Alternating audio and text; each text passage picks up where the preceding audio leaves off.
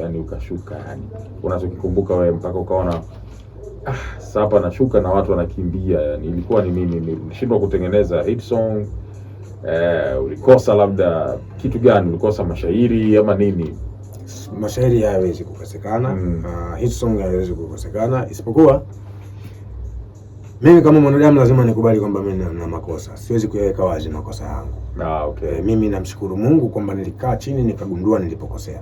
Yaani mimi namshukuru Mungu kujua makosa yangu. Yaani hicho kwa sababu naogopa kumlaumu mtu yeyote, ni makosa yangu mimi. Mimi nilikosea, nazijua step zote ambazo mimi nilikuwa nafanya. Kwa sasa hivi nimekaa nje ya game nikaanza kuona kosa langu lilikuwa hili. Kwa hata kama kuna chochote kilitokea labda watu wakaamua kwamba ni makosa nilifanya mimi kwanza. Alafu sikutaka kuyajua yale makosa pale. Sikutaka kukubali kama nimekosea. Alafu sikujua kama nilikuwa nimekaribia namba 1, ila baada ya kutoka ndio nikajua kama nilikuwa nimekaribia namba 1 bwana. Sina wa kumlaumu.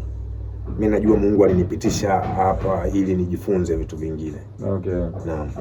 Kwa hakuna ile sababu ya msingi ni makosa yangu mwenyewe. Alright. Mimi ndo nilizingua. Umesema huwezi kuyazungumzia makosa, lakini ilikuwa makosa kwenye nini? Kwenye sanaa ama maisha kwa ujumla, yani huko nje labda kuna vitu ulivikosea nje? Unajua tunapofanya kazi huwezi kufanya kazi peke yako. Yeah, definitely. Yes. Unafanya kazi na wenzio. Kwa kuna wakati wenzako unawakwaza, huenda ukawa unajua au hujui. Labda kutokana na muda ule, wakati ule watu wakashindwa kukwambia moja kwa moja kwamba wanafanya hivi. Bwana unazingua mzee wetu. Wakaingiwa na ubinadamu wa kufanya zile hukumu, ni binadamu kwa sababu. Naomba niongelee makosa yangu sana mimi. Yaani mimi nilikosea sana. Okay. Kwanza nilikumbatia watu wengi sana, nikiamini nitaenda nao. Lakini wale watu kumbe walikuja kwa sababu mimi nimeikaribia namba 1. Sikuwa nalijua hilo. Na nimekuja kuona kwamba watu walikuja kwa sababu ya ile namba yangu nilionayo. Baada ya ile namba sasa kuikosa, hata zile za chini pia nikazikosa. Watu wakalisapia.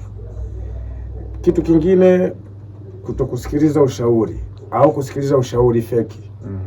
Hayo ni makosa yangu pia. Lakini pia starehe ambazo unajua kipindi chetu kwa tupati pesa. Kwa unapata kile kidogo na bado unaamini kwamba utapata kingine kesho. Unaendelea, lakini pia kujitengenezea mazingira mengine kwamba sasa baada nje ya muziki naishi vipi? Ikitokea Mungu kanipa mitihani ya koo, siwezi kuimba, taishije? Hatukujiandaa na hivyo. Mimi sana sisemi hatukujiandaa, mimi sikujiandaa. Naogopa sana kumuongelea mtu mwingine. Najiongelea zaidi mimi ili nijikosoe mimi na Mungu angalie jinsi ya kunipitisha tena. Yeah. Naam. Okay. So bahati nzuri umesema FM